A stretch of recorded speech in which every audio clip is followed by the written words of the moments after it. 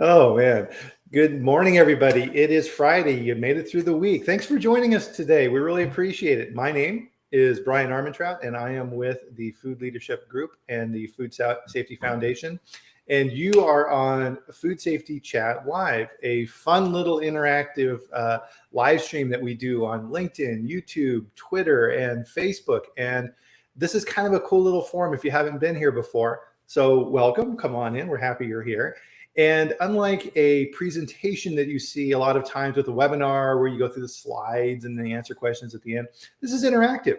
And on this chat, what we do is we bring in experts like this lovely gentleman sitting next to me here today, which I'll introduce shortly.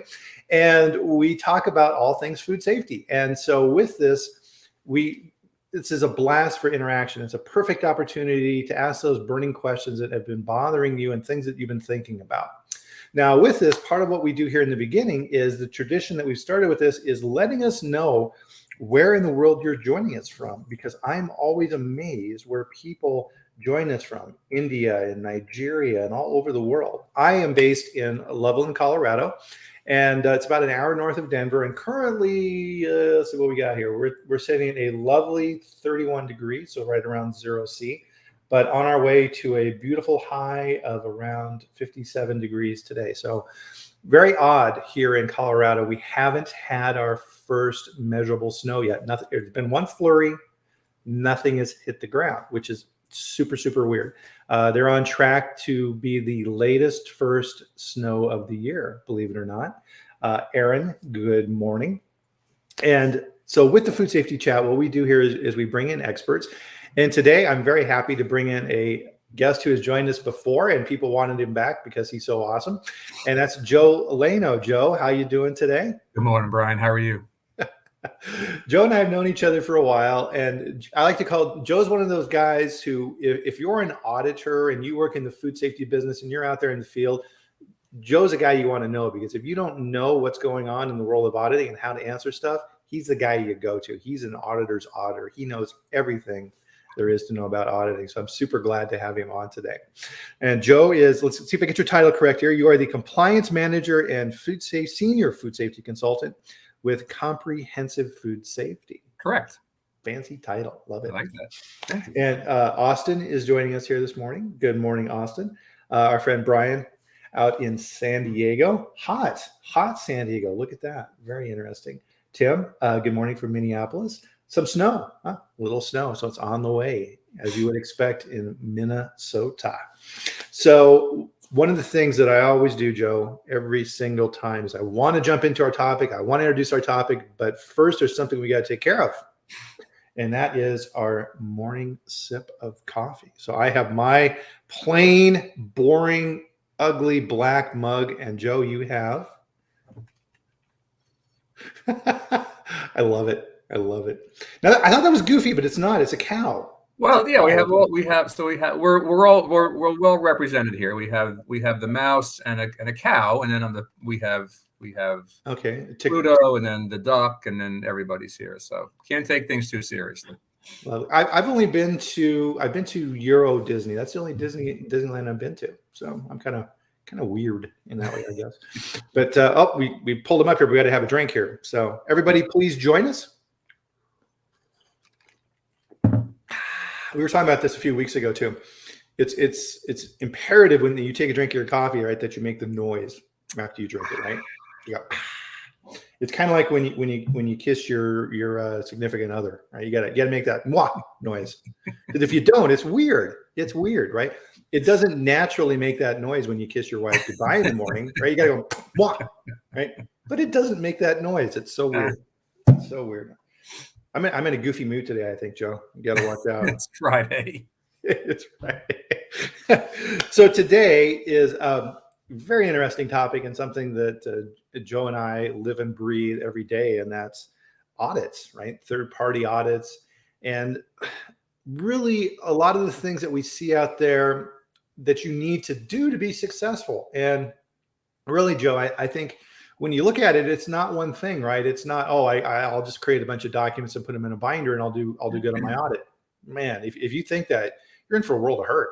Yeah, correct. And we have a list of things that that I'd like to speak about today, and it's going to center around, how do you prepare, how do you get ready, and it's not just we're going to throw stuff against the wall at the 11th hour and hope it sticks.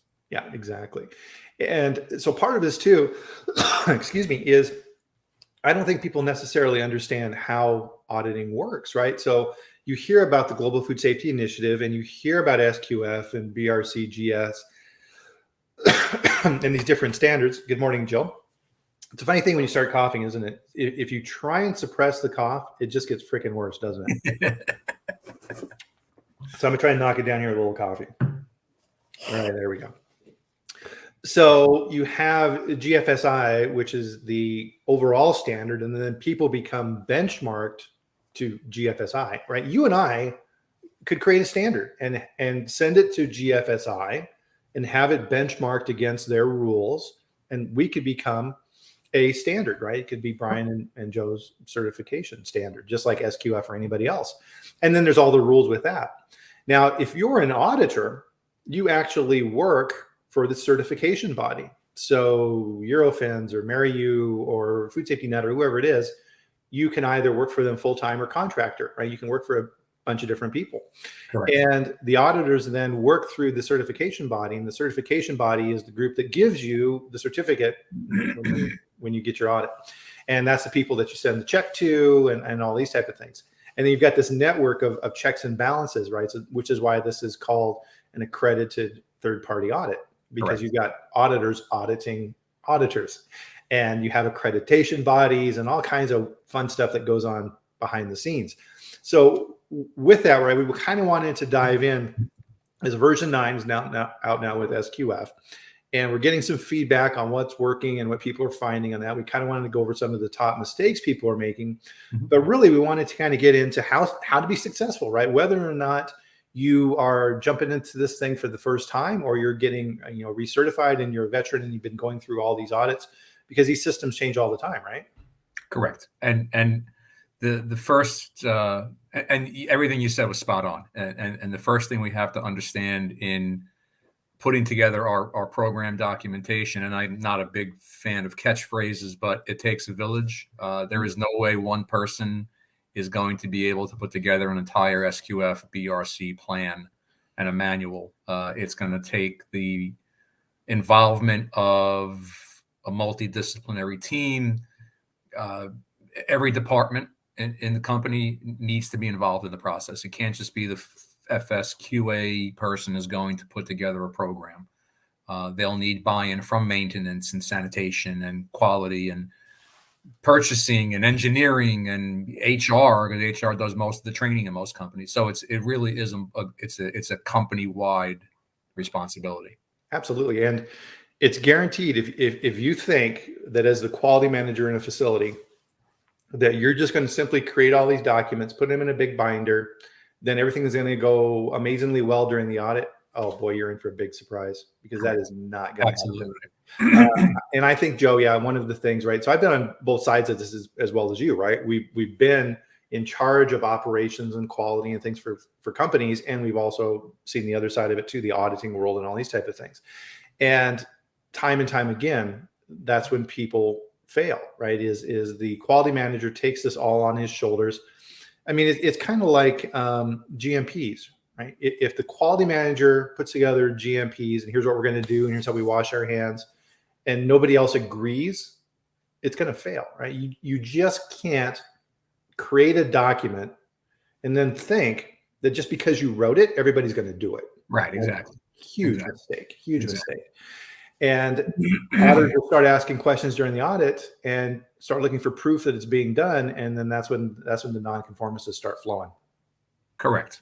And talking about, and this is probably a great place to jump in, about common mistakes that are made when in preparing for your audit. And it doesn't matter, again, at what level. It could be GMP, DFSI.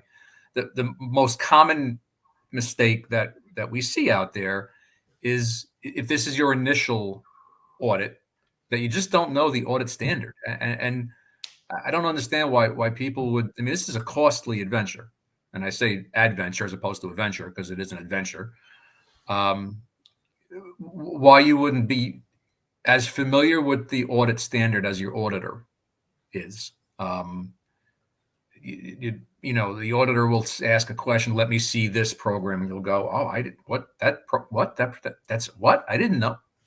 So it's the auditor's job to know the checklist, but it's your job to know it as equally as well.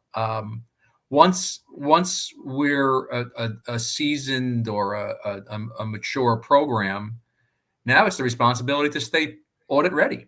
And this is another huge mistake that we've seen. And I'll bet you everybody on this call, I'm sure at one point you've either done this or you've worked for a company where it's the morning of day one of your audit and you're in the plant at 4:30 in the morning because we've got to get ready.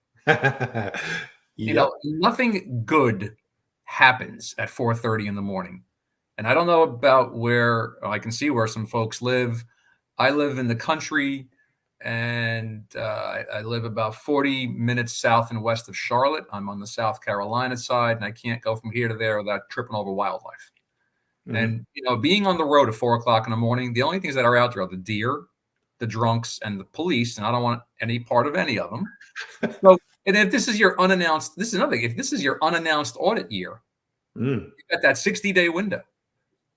Do you need to be going to work at 4:30 in the morning every day for 60 days? So the responsibility to stay audit ready, that's probably the single biggest mistake that we see in preparing, you know, for audits on the consulting side of our business. I expect my clients to stay audit ready, and the day of the audit, yes, get in there at 7 o'clock, do a walk around and make sure the rats are, you know, tucked away for your speech. But, you know, it's everybody's responsibility to stay audit ready. Right. And I think this really gets into the recognition, Joe, that everybody is seeing out there, right? This is you know, food safety culture that everybody talks about. Exactly. And is this how you actually run your business? Correct. We have clauses in the standard that are sometimes difficult to get everybody to go along with. Internal audit, right? Oh, geez, you know, you have internal audit teams and you're trying to keep track of it and make sure that people are doing them on time and things like this. It's hard, right? And if you are trying to jam all of that into the last month or so before the audit, there's no way. There's no way. Staying abreast of changes to the code is another big one. And everybody here knows that SQF rolled out edition 9 back in May. Of lesser known is these new amendments that they just launched on October 4th. And I've done, I just looked this morning, I've done in the 6 weeks since October 4th, I've done 8 audits already, which is a lot. Yeah, and of the 8, 4 of them had no idea about the amendment changes. So it's our responsibility as audit locations, as leadership, as consultants, as experts, as auditors, right, to stay abreast of these changes, and because they're going to impact you. And now the 4 amendment updates are now on the audit checklist. BRC is putting together their TAC to start discussing edition 9, which will probably see some, I would think, draft information in the spring with probably a next fall implementation. So there's changes coming, and these things constantly evolve, and it's our job to stay up to date with them. Yeah, no, that's a really good point. And if you're not staying up on these, right, because reading through the code is a lot, right? And there are little things buried in there that if you're not paying attention, they're going to get you. So, for example, food fraud and food defense. Okay, no, I've got my food defense program in place and all these type of things. And food fraud, we've got that where our purchasing group is taking a look at that and these type of things. But in the code for 9, it says you need to test those systems. So now the auditors are going to say, okay, this is great, hunky dory. You've got this food fraud program. Have you tested it? I would like to see where you tested this to see if it works. And the clients are going, what? Yep. Doing this. And then they point to the code and the auditor's like, see, yeah, right there. See where it says that in the code? Yep. What's the auditor going to do? He's got to Yep. write you up for that. You have to do it. And if you don't know what's there and you don't understand the code, to your point, Joe, you're in for a surprise. Right. And then whose fault is that? Okay. Yep. Ignorance is not a defense of the law. We know that. It's your responsibility. So I see some notes here popping up. Rodney, good morning. Brian, Kerry, Susie. Someday, and Brian, I'll tell you about this later. I had a run-in with Susie in the middle of an airport about a month ago. I'll tell you that later.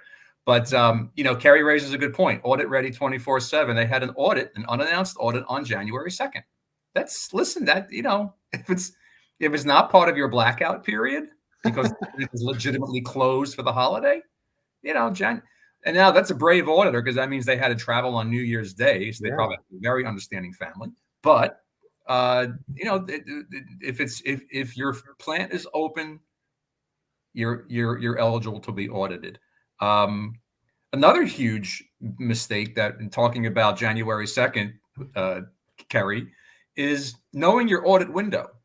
I so many clients that I work with on the consulting side, and then when I audit them, they have no idea when their audit window is. And I show them how your audit window is calculated, that it never changes, by the way. It's always 1 day out of 365, plus or minus 30 days, either way. And people say, I didn't know that. Well, that's, again, the preamble to the SQF code, the preamble to the BRC standards, all of that Appendix 1, nobody reads that. And that's where all of the great information is. Yes, okay, it's important that you know the code. 1.5 and 3.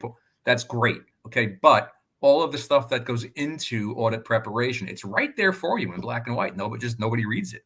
So it's our responsibility as industry to know what, again, particularly when it comes to your audit window. Yep, absolutely. And on the blackout dates, just so the people are clear on that, it's not a valid reason to contact SQF for your certification body, for your blackout dates and say, oh, I'm on vacation during that period of time. No, right? The schedule's not there to accommodate you, because the question back is going to be, okay, great, you're on vacation. Who's holding down the shop while you're gone? Absolutely. Right. Austin asked a great question about how are auditors looking at food safety culture, and we will get into that later. I've got all kinds of stuff here to refer to about food safety culture because it's new. And I'll give you a tip. We've been doing it already for years. We've been reviewing food safety culture for years. All of a sudden now it's an auditable function. Yep. Absolutely. Here's another thing. What about your auditor? Are we, years back when I was at my last job, I used to work for SAI, and I was in their operations team. We hired, I think, 50 auditors in a year. Okay. And I always used to joke around. I would say that with enough time and money, I could train this pen to become an auditor. The question becomes, is the skill set there? And you have every right to know your auditor's qualifications. Many clients when I was at SAI Global used to email me and say, we want the auditor's CV. If we are a dairy, obviously your auditor has to have the dairy category. But how did the auditor earn that dairy category? Do they have actual work experience in a dairy, or is it simply earned on an accumulation of audit hours? So you have a right to know your auditor's qualifications. And in fact, every CB that I'm aware of has a database of all the CVs for their staff. And that's a perfectly fair question to ask the CB. Yep. I made a statement when we were preparing for this call, and I'm going to put this in the comments here. Your audit is only as good as the auditor who performs it. If you get an auditor, to Joe's point, I'll reemphasize this because it is so important, right? If you get an auditor who doesn't understand your industry, who isn't that familiar with the code, you're setting yourself up for trouble. Early on in my career, Joe, I had an ISO audit, and the auditor who came in, I was working in a cheese company, and the auditor who came in shame on me, right? Young and dumb, was from automotive. And that audit went terribly, terribly, because he wanted me to make cars, right? That was where he was coming from. And the fact that we didn't make cars, boy, he just didn't understand that. And he was asking me questions like, well, where's your failure mode effect analysis worksheets? And I'm like, what are you talking about? And he's like, you've got to have those, right? And he starts showing me how to do FEMAs. And he was trying his best, and he was a good auditor, but he didn't have the right skill set. And Corey, good morning. Good. There's been a bunch of questions here. Raphael raised an excellent point about how the functions with the guardian angels. Absolutely. Brian, we'll get to that question about foreign supplier. But Corey's comment, bad auditors are a cancer. And I can, you're right. You're right. Unfortunately, how do we don't know, people have reputations. Okay. I have a reputation as an auditor. The other person has so you have a right, by the way, to say, I don't want that auditor. Send me somebody else. That's perfectly within your right. And if the certification body says to you, well, take this auditor or we can't do it. Okay. Not the only game in town. As long as you've got enough time left on your certificate, you can change CBs. It happens routinely.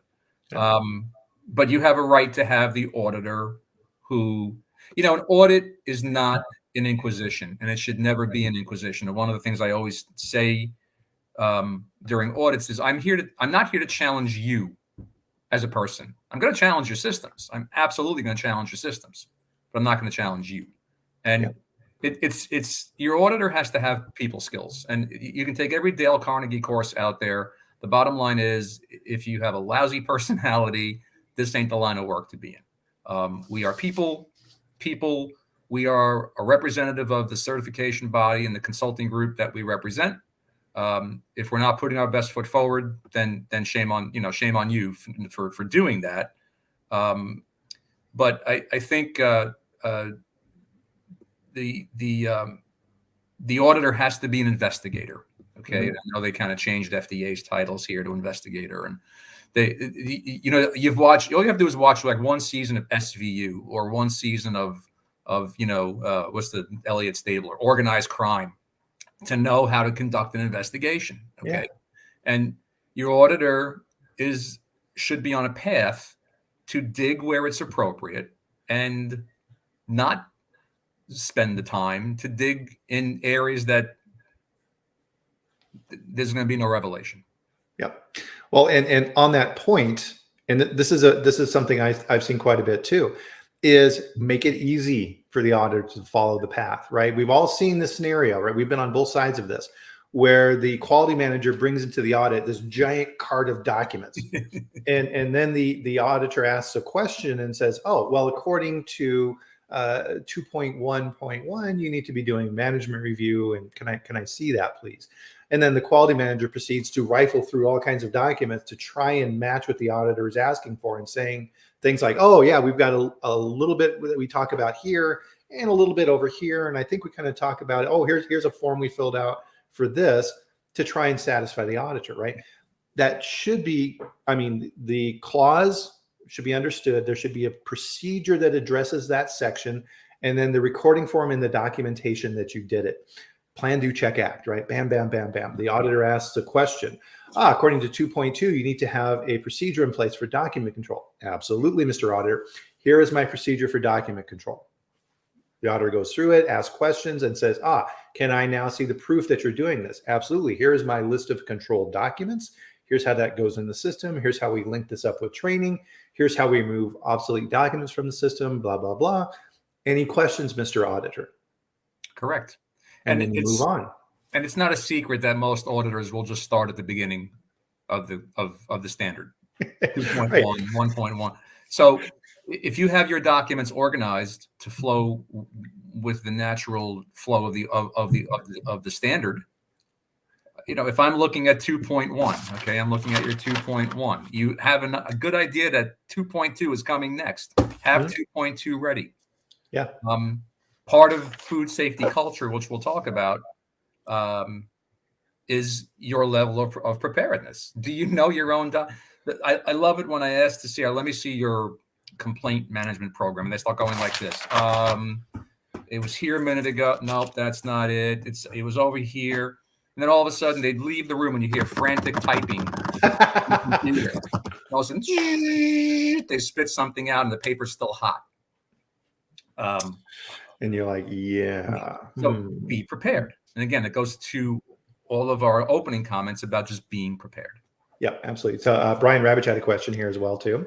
Let's see, under FSVP, so Foreign Supplier Verification Program, if you import a high-risk product, let's say cheese, from a small company in France, the verification is an annual audit. Are there audit schemes for a company that does not have a food safety management system? Well, they would have a risk-based preventive control in place. Are there audit schemes for a company that does not have a food safety management system? Well, first off, I would say on that side, Brian, that in my supplier programs, if they didn't have that, I wouldn't approve them as a supplier. Yeah. And this is kind of that crossover world, right? Where sometimes people get a little confused between, okay, here's what GFSI, SQF codes and these type of things are saying, and here is what the regulations say, right? And they don't match up perfectly. And this is a question, if you go to an SQF conference, right, it comes up time and time again. If I'm certified to SQF for food safety, does that mean I'm in compliance for FSMA? No, there's differences. And you need to understand those differences. So for example, SQF says you need to have a SQF practitioner and they need to be trained and all these type of things. FSMA says you need to have a PCQI and they need to be trained in how to do that. Those are two different trainings, right? You have to have them both. And a lot of times the follow-up question I'll get, I'm sure you hear this too, Joe, is, okay, do I need to have two different quality systems? No. One system. Cover both. Don't make your life miserable. Yeah, and I would agree with you that if they didn't have that in place, I'd be leery of approving them to begin with. Yeah. Raphael had a comment here as well, and it's always good to have Raphael on here. He has always good comments. It takes two to tango. Absolutely. The audit is as good as the team working for the audit and the auditee. I worked in auto and cheese. The auto auditor was asking, can be replaced. What the auto auditor was asking can be replaced by the HACCP system. For those who want to learn more, there's FEMA and HCCP. Absolutely. Thanks for that. Appreciate it, Raphael. Absolutely, right. You're both trying to prevent defects. It's just in food safety, right? We're looking at the food risk and automotive, right? You don't want to have defective parts and things like that too, which could cause a problem. But I think really, Joe, kind of getting back, I mean, the prep side of things. And one of the things that I always do with my clients is do a gap assessment. And so with the SQF standard right on their site, there's an Excel file that lists out all of the requirements of the standard. Yep. Right. And to your point, Joe, go through that and understand it. Absolutely. And this is where having, a different set of eyes looking at this is super, super beneficial, right? Because in your mind, you're playing this movie and you think you've got it covered. But right. When someone comes in like you to challenge the system, they may not see it the same, right? And this is where having that extra pair of eyes to help you out becomes really important. Absolutely. And it's almost like we share one brain sometimes, because my next I was going to say the outside. So here comes, you ready for this? Here comes the shameless plug for consultants. Okay. Here it comes. Without a doubt, I am the biggest proponent, not just because it's my business, but I am the biggest proponent of getting a set of outside eyes into your facility before your audit. Hire a consultant. And I don't even think it should be somebody from a sister company. I think it needs to be a complete outside, unengaged, I have no skin in the game entity. Yeah. To do a full-blown mock audit of your facility before your audit window opens up. So don't say, well, my audit is in 2 weeks. Can you come? Well, sure, I can come. But if we have systemic issues, they're not going to get fixed in 2 weeks. So if you know your audit window is that 60-day period, get a consultant in there a month before your audit window opens to go through everything. And this is where the use of that mock audit tool, and Brian, to your point, your internal audit program, if you have a well-run internal audit program that's meaningful. And it's not just you just checking off the box. Yes, we're great. Yes, we're great. Oh, we're wonderful. It's going to do nothing but boost your score. Absolutely. And it's going to do nothing but make your programs more robust, and it's going to deliver a safer product. Right. And that's a perfect segue. And yeah, Corey agrees as well. This is a perfect segue here for my sponsor, Eas Consulting Group, which I work with. Eas has over 100 consultants in the food space who can come in, right? So you're going to find that right person to come in and look at your facility. So just like the auditor, you need to find a consultant who has that expertise. And at EAS, the average of expertise, the average years in the industry and doing these type of things is over 20 years. They can come in and help you with these things and challenge you, not only from an auditing standpoint, but also from a consulting standpoint, right? Because they can sit back and coach you. And so, for example, one of the things on that food safety culture side is the opening and closing meetings. Mm-hmm. And it's not in the standard, but here's one of the things that auditors are looking for is that engagement. If during the opening meeting, it's the auditor and the quality manager and nobody else shows up because they're too busy for this, oh, that's a warning. Food safety culture warning. Yeah. And if at the closing meeting, the plant manager pops his head in the door and says, all right, what's my score? Yep. And starts arguing with the auditor to try and get the score up, that's also bad, right? One of the great benefits with the firm I'm with Comprehensive Food Safety is that we've got consultants, but we also have auditors as well. Now, to Corey's point, internal eyes are biased. I agree with that 200%. If a client hires me to come in and do a mock audit, I have no skin in that game. I am completely unbiased. I am completely objective. I don't have to worry about doing their audit because now I can't audit them because I've consulted for them.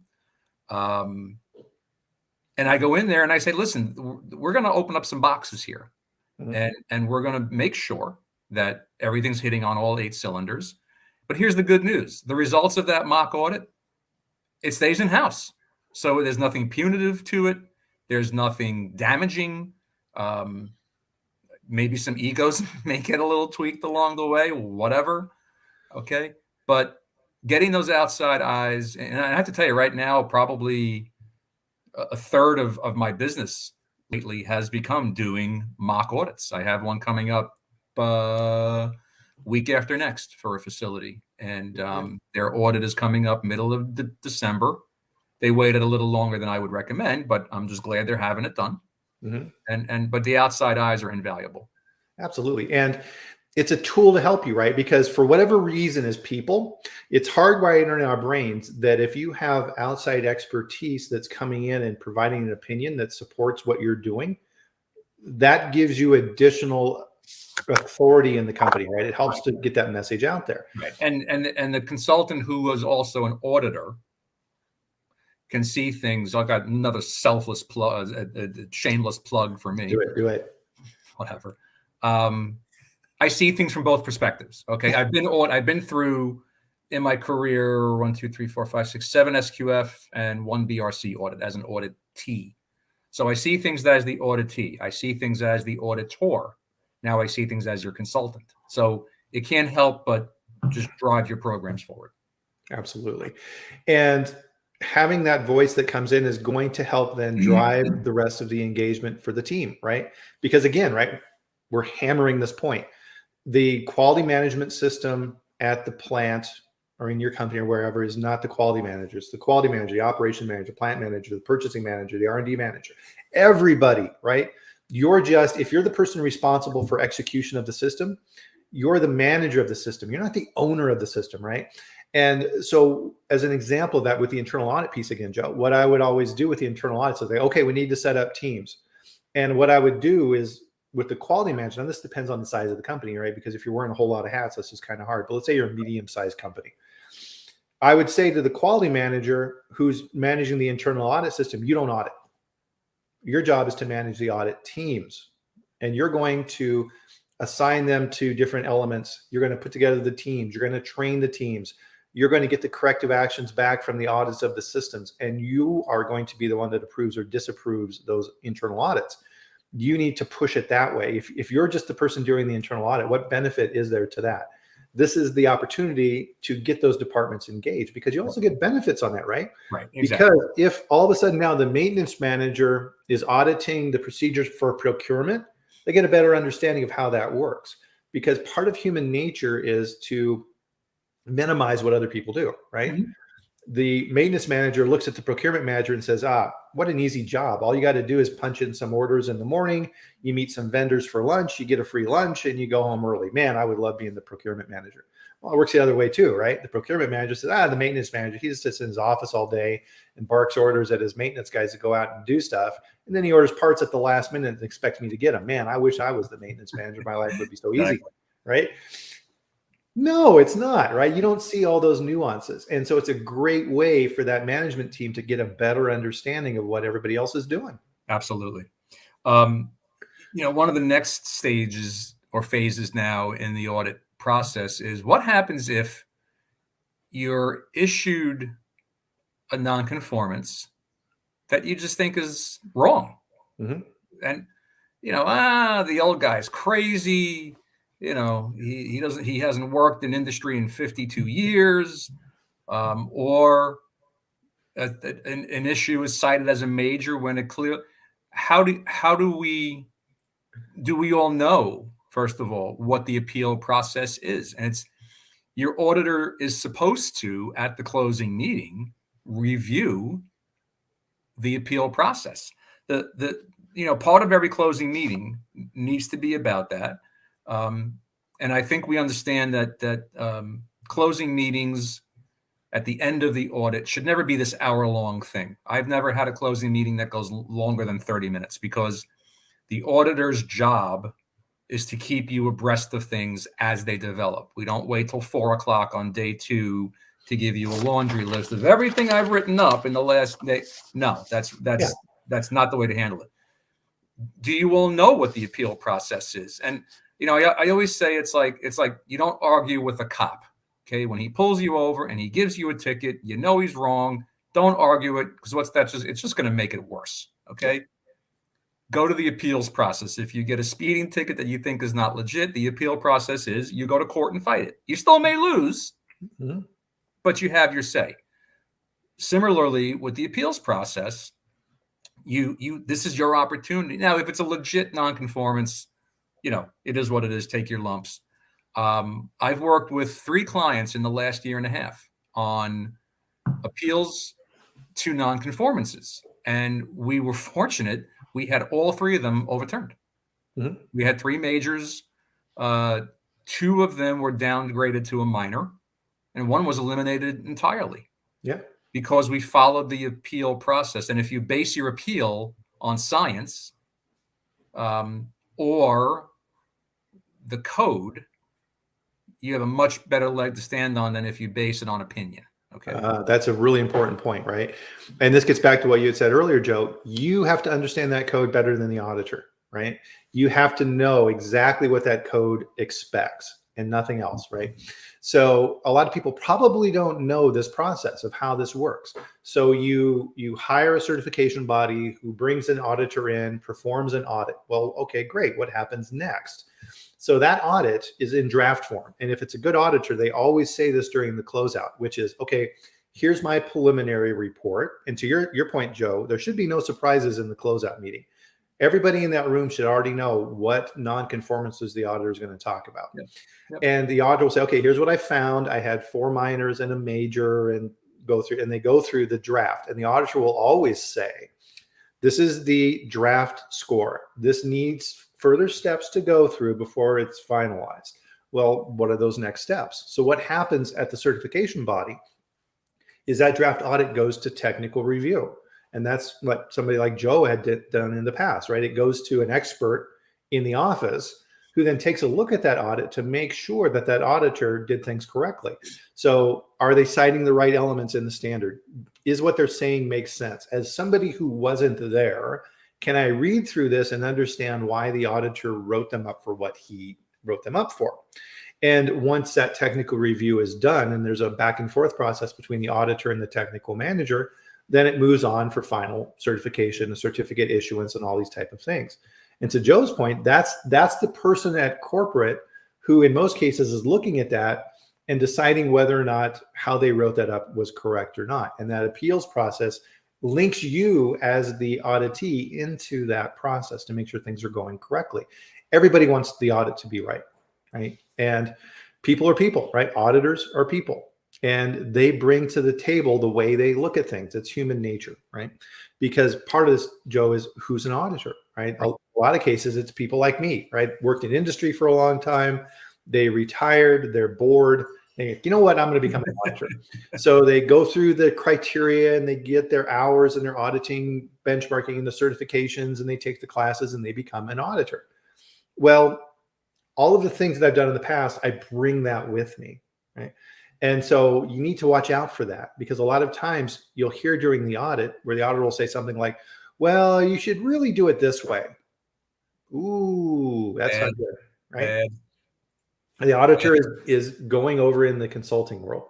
Right. So one of the things, and so everybody, please remember this and write this down and burn this into your brains. One of the things I would always train all of my quality managers to do during the opening meeting is when you're talking with the auditors to set it up like this and say, well, Joe, welcome to our plant. We're super happy to have you here. We're very, very excited to go through our SQF program with you and show you all that we've done in the last year. I think you're going to be really, really happy with our progress. And I know we're really excited about it. To be clear, we're being audited to SQF version 9, food sector category 11. If you have any other suggestions or things that we may do to improve outside of the code, we would love to hear those. Pretty innocuous statement. But what that allows you to do is this. It's a diplomatic way to keep the auditor in scope. Correct. So if the auditor starts going off the reservation and starts listing things that he thinks you should be doing because that's how they want it, but it's not part of the code, you can bring them back on and say just something along the lines of, well, geez, that's okay. I hear what you're saying, Mr. Auditor, but I'm not sure where that is in the code. Can you show me where that is in the code?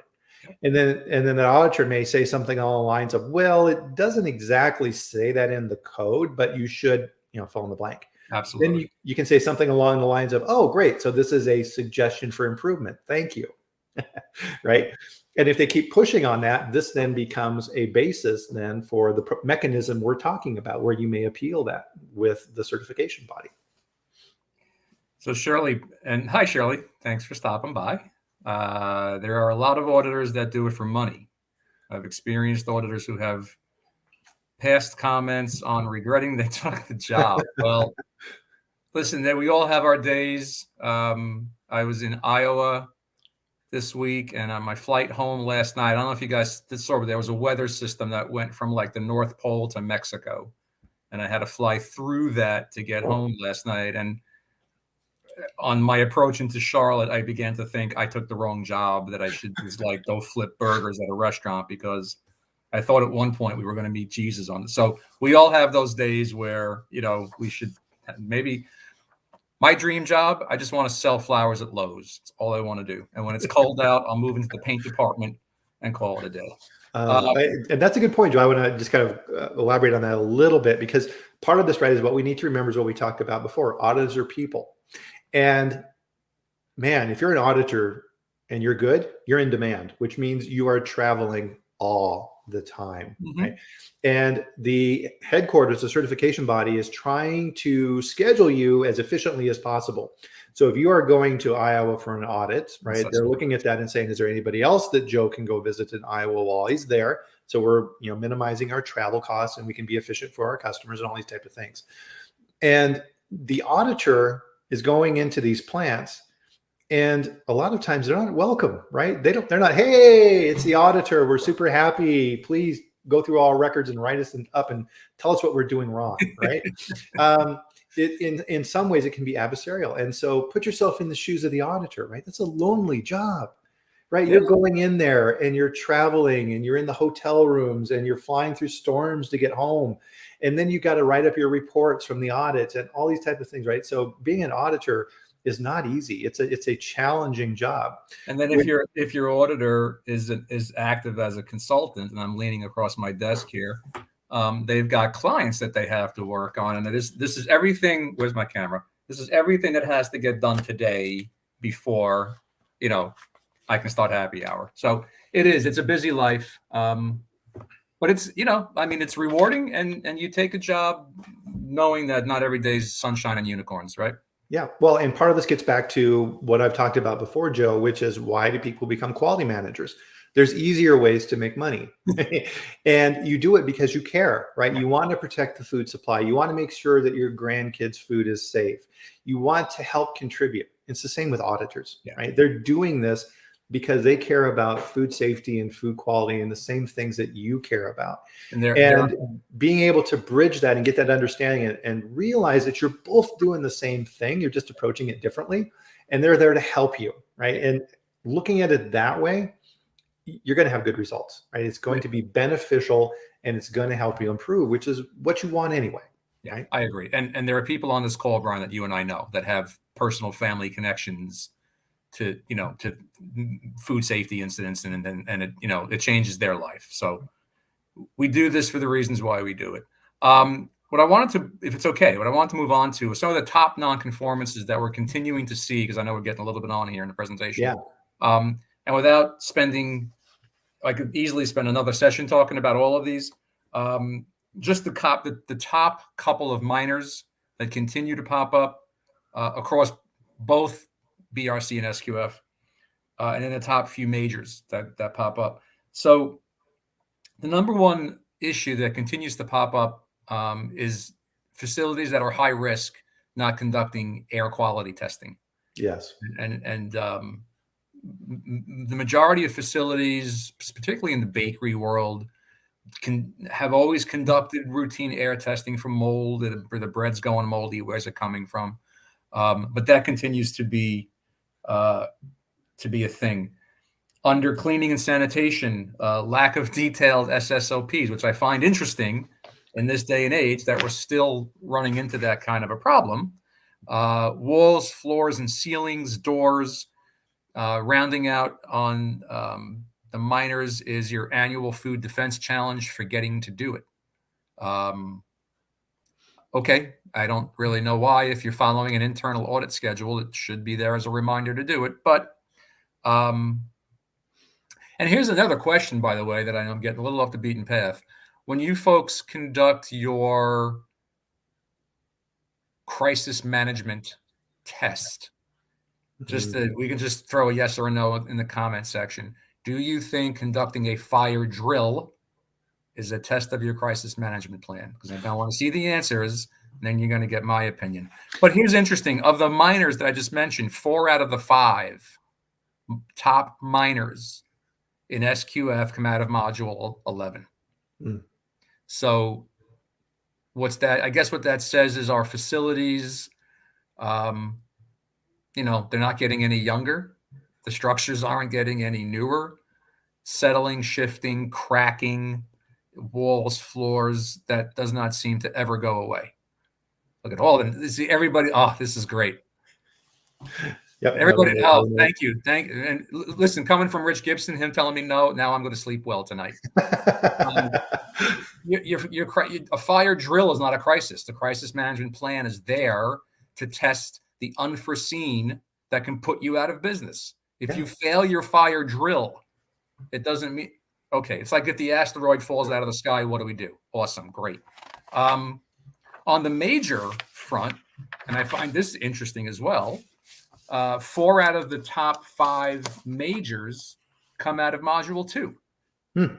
So here we are in our first year now of SQF. It's not a new thing. There were a lot of changes to Edition 9, a lot of substantive changes, but nothing earth-shattering.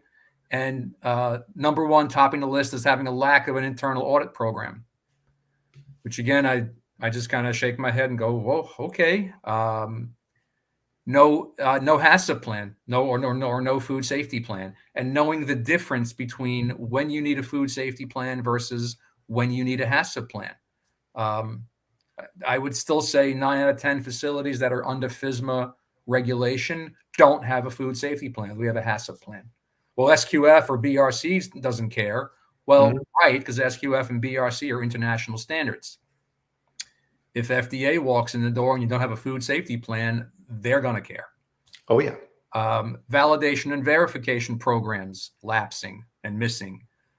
Pest activity not being recorded, not being analyzed, not being trended.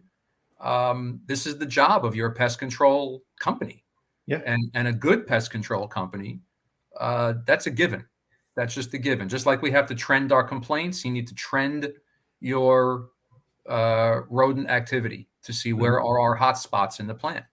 Oh, absolutely. Yeah. And on that point, really quickly, right? Just like an auditor, your pest control program is only as good as the PCO who's coming to your plant, right? You need a good one. Absolutely. Rounding out the bottom, and this is to our earlier comment, food safety culture. So food safety culture is one of the most, how do I say this nicely? Because, well, it's one of the most overhyped elements in the code. Everybody here on this call that has had a GFSI audit over the last, say, 10 years, if you've been scoring A's and double A's, or if you've been scoring in the mid to high 90s, you've already had a level of food safety culture all along. Yeah. How else do you achieve a double A rating or a double A plus if it was an unannounced audit when BRC was doing them? Or how could you achieve a 95, 97, 96, 98 score every single year with multiple auditors, by the way, if you don't have a level of food safety culture? So just because now we're giving it a name and we're auditing to it, I will tell you this: when I'm conducting an audit, there's two things I don't answer till the end. I don't answer the questions about management commitment, and I don't answer questions about food safety culture till just before the closing meeting. How do I analyze that level of food safety culture? And it's not just, banners and balloons and T-shirts and, we're team SQF, whatever. I don't really care. It's a banner and a balloon and a T-shirt. I don't care. Oh, look, we got this nifty company mug here. I'm like, okay, great. It's a mug. Thank you. Right. Food safety culture, to your point, is, and I don't expect the plant manager to sit with me for 16 or 24 hours. Okay. But I do expect the plant manager or the senior person at the facility to pop in regularly. Hey, how we doing? How we doing? How we doing? Do the practitioners have a grasp on things? Do I ask to see document XYZ, and before the words are out of my mouth, they're sticking it in my face? That's food safety culture. So how auditors are addressing that, and how your consultant, by the way, should be positioning you, is that it becomes part of life. It becomes part of your, how do we maintain our program day to day? That's your food safety culture. It's not bad. I just was at a facility and, banners and balloons and right. Great. It looks good. All the money you spent on banners and balloons, maybe you could have put that towards a training program, or maybe you could have put that towards, a new floor scrubber because the old ones. So it's, we are seeing recalls from many companies that have received high ratings year over year. True. And that was, thanks to Austin and Corey, because I was going to touch on that. And I mean, look at PCA. It's like the prime example. They did great on their audit, and PCA became PCA. It's how they got to that 95 score. Okay. Is it smoke and mirrors? Did they shut down for 2 weeks before the audit to paint, scrape, clean, create paperwork? And unfortunately, sometimes we just don't know that. Okay. So to Corey and Austin's point, we're seeing there's a company out there that's had 7 recalls in 5 years, and they're a pretty big name company, and I'm sure they do well on their audits. So its culture is about what we're seeing when we're at the facility. And listen, we've all got that sense that something's right, something's not right. We're getting a snow job. they're trying to, during the facility tour, they're trying to steer you one way. No, that's nothing over there. Well, if there's nothing over there, then I'll look at it and it'll be nothing. Right. So to their point, companies are great at audits. They just have problems delivering. Mm-hmm. Yeah. And yeah, so good auditors pick up on that, right? So you're talking with managers. Let's say you're talking with the maintenance manager and he's like, what? SQF? Yeah. Okay. Yeah. Whatever. Yeah. We got some documents for that, right? You're like, oh, as the auditor, you're picking up on that. If you go out in the plant and the guys on the floor and the gals on the floor look at you and they're curious and they ask you who you are and they're happy to explain what they're doing and they're engaged, right? That's a big thing. If you walk in the door and everybody goes shunk, right? And the eyes go down and they avoid you, that's a big thing too, right? These all kind of tie into these cultural elements, right? And which is why you can't assess that until you get an understanding. Absolutely. And Corey is just hammering away here with these terrific points.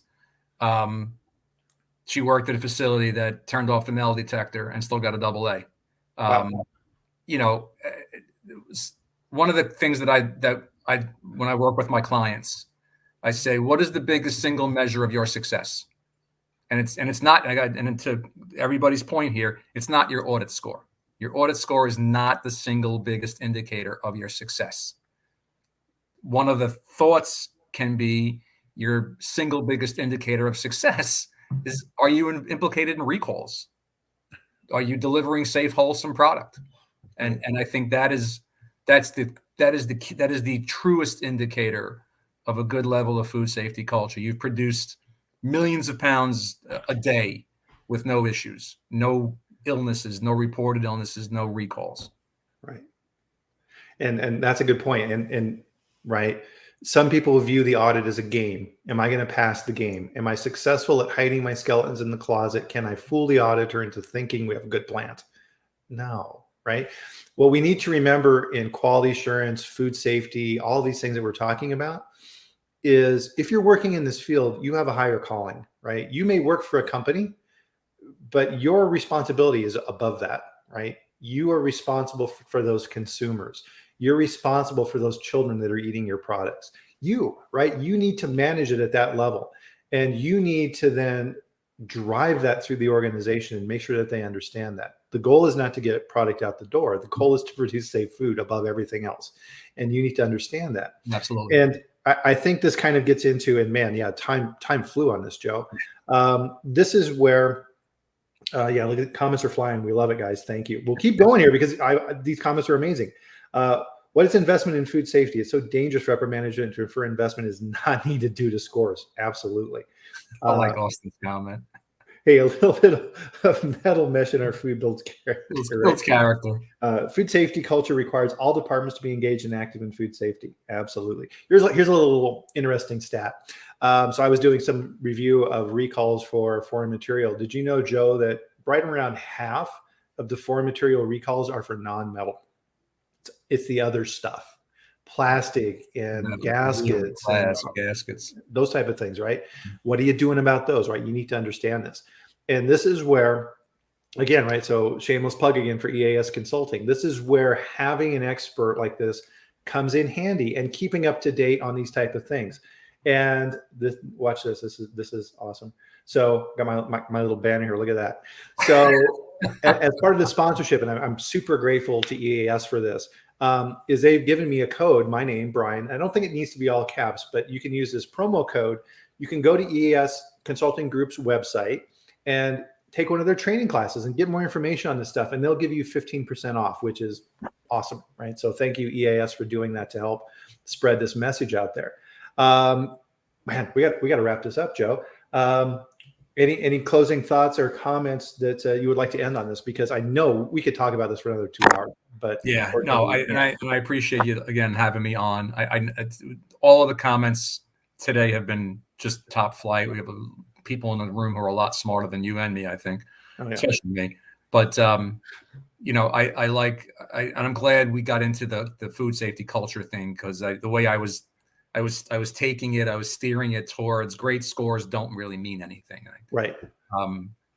but no, I think I hope this gave everybody a little bit of sense of how to stay audit ready, the value of an outside pair of eyes, the value of an internal audit schedule that's meaningful, and obviously, there's so many things that go into being audit ready. I mean, we could talk for hours about it. Yep. So as the tip of the spear in this whole process, I'm assuming you're the person on this call who's responsible for the quality system. You need to be engaged, right? And you need to continuously improve your skills. And one of the things, Joe, that I put together is there's this cool platform called Locals. And I just put the link in there for that. And it's free. You can join this group. And in there, I post information on recalls. And there's a membership tier as well, where I put additional information and past food safety chats and all these type of things. So you have those resources and use those. So if you want, go out and join the Locals group with that link in there, and you can get some additional information there as well too. Awesome. Yeah. So everybody, thanks again. Really appreciate it. I think we got to all the questions here. Was there anything that we missed? I think we're okay. So Raphael had a good comment here again, right? A measure of success is the number of preventive actions, including employees' food safety training. The goal is preventive more than points. Yep. Correct. Good way to end. Good way to end. Absolutely. Well, Joe, awesome as usual. I love having you on. Your insights are always just top notch. And everybody, thank you, right? The only reason this chat is successful is because of you. We love getting these comments. It's amazing to have this interaction because, again, food safety is not something that's specific to your company. It's a collaborative process, and we're all in this together, right? And in the minds of the consumer, we're all they don't care, right? They're buying ice cream or they're buying hot dogs or whatever. They expect food safety for everything, and we need to work together to maintain that.